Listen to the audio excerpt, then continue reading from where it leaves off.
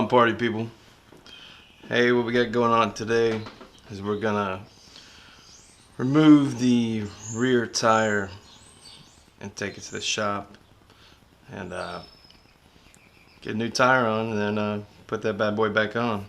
So we got a little how-to video, how to remove the rear tire on the 2010 ZX-10R. So first things first, always, if you're not sure what you're doing, like myself, refer to the manual. So I got some printouts here, which is an exploded view of what the front and rear tire looks like. And so we're going to be dealing with the rear tire, and all we're going to be doing is taking off the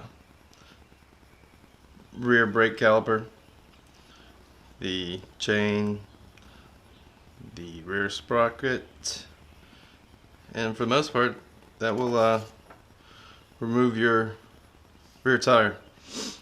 The rear axle nut, though, when you go to put it back on, you want, if you torque it, which most people probably don't, they just do it to hand strength, but if you torque it to spec, it is 80 foot-pounds.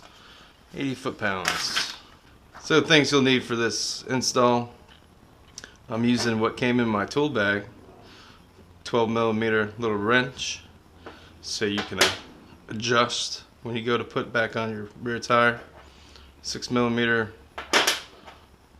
Allen wrench, a pair of pliers to remove the cottering pin, which this is also from my tool bag that came out of the Kawasaki that comes with the bike. 27mm socket wrench, a phone in case you need to call a buddy to help you out. I might be using that. So let's get started. Let's go ahead and remove this brake caliper, which I'm not quite sure if you can see. Here's a bolt here and a bolt here. So let's get those bad boys off.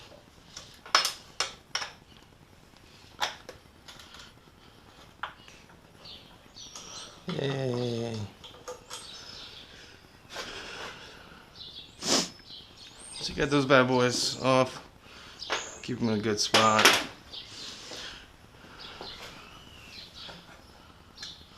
Remove your brake caliper, put it to the side. Now I'm gonna grab my little wrench here. Now these are folded up. Now they're usually bent up. I already got it straightened out. You just straighten those bad boys out. Pull it up. Use your tool if you have to. Boom. Put it in a safe spot. It's out. Next part, getting this bad boy loosened up.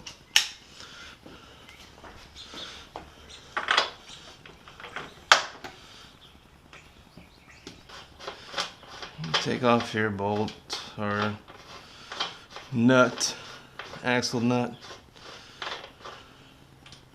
Has a washer. These can also be removed. So you should be able just to loosen her up.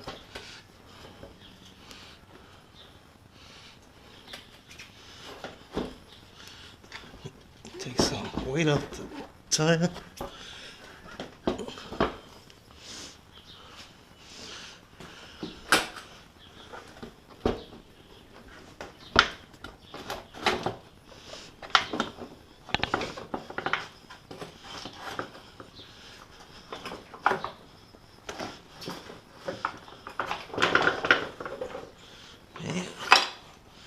Take out your rear axle.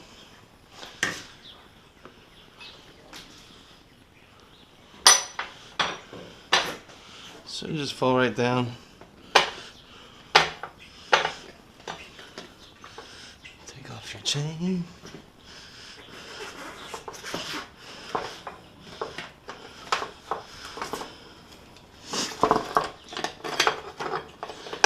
Chain comes off. Should be able to slide this. Whoops. bracket. Comes off. Boom. Easy money. Now this side. Get some bad boy pieces.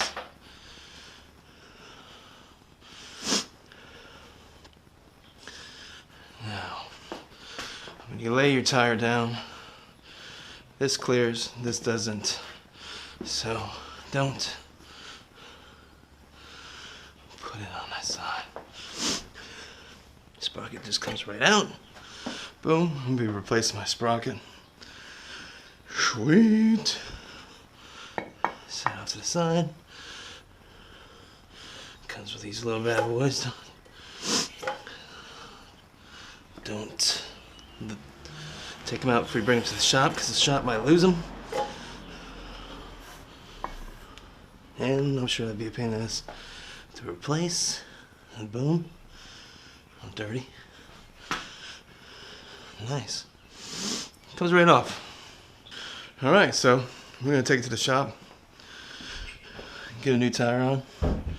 Which, if you know, follow the channel. No. Going with these Pilot Road 4s. Boom. It's gonna be sick. Alright guys.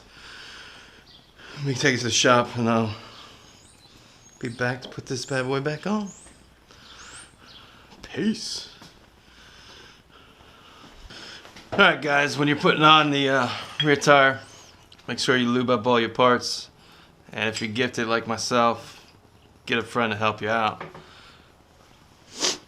So you want to slide this bad boy in.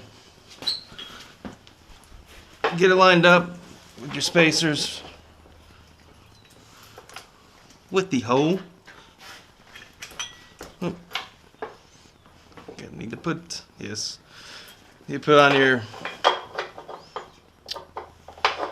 put on your rear brake caliper mount.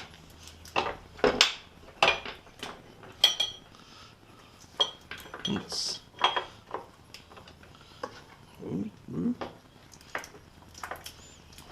Oh. Lift it up. Alright. Slide on the rear axle. It's already greased up, lubed up.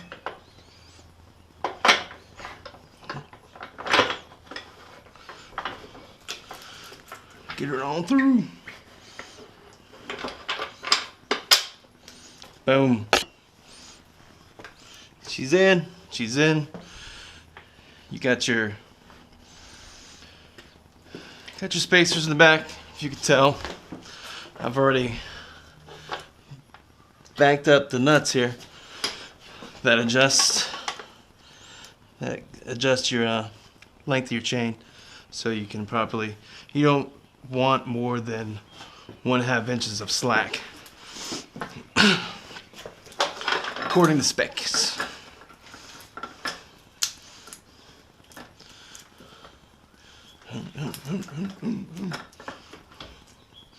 Maybe we should have put that on before. Boom. Chain is on. Have your washer going back on. Got your rear axle nut. Snug it up. And then you want to make sure she's going to be evened. Get our handy dandy wrench. They're all adjustable. This nut bolts back to the spacer, and this nut backs against the frame so it keeps it in place. Alright, so when you're aligning your rear axle on each side, you can tell that the spacer here has a line on the top and bottom. Your frame has already marks into the frame. Some bikes have them on the bottom, some have the top. Mine happens to have them on the top. And you can see that this little mark needs to be the same on the other side. And so you count the head dashes from the front to the back, or to the front to the back. Just make sure it's even on each side. Alright, so when you go ahead and torque down your rear axle nut according to my specs, it's 80 foot-pounds. If you notice, if you can see on the back of the rear swing arm, if you don't have a manual or something of that nature, it has what your chain adjustment should be, and it has all that information on there if you haven't already. Taking it off, I feel like I'm going the wrong way. What's up?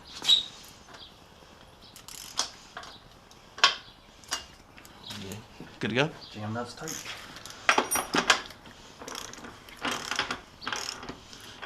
And once again, like on the front, you're gonna hear when you get to that right torque, it's gonna pop. Boom. Got your pop. It's torqued to 80 foot-pounds. Then the next thing you do is put in your cotter pin. Put it back where she belongs. Belongs.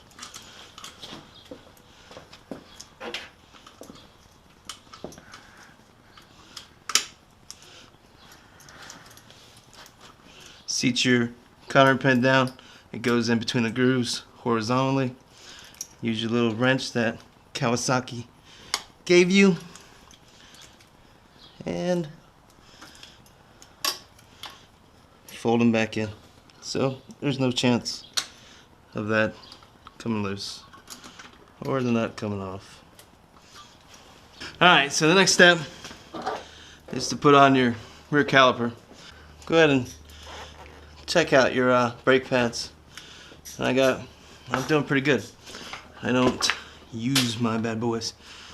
So, seat that bad boy back on.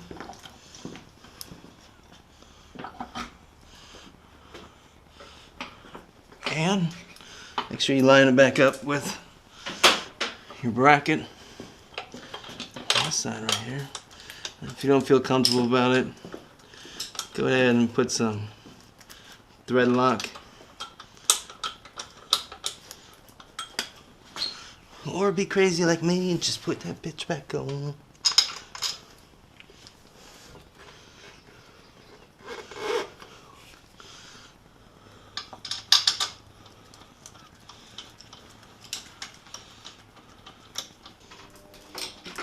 Alright, she's back on.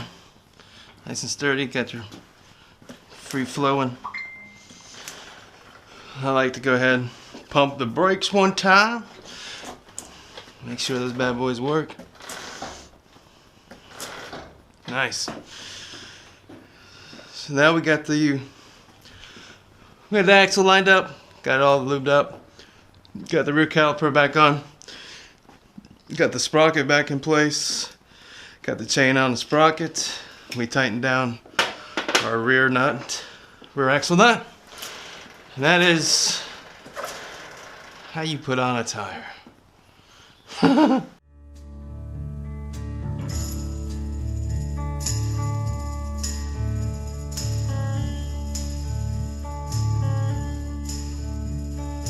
This is the end, beautiful friend.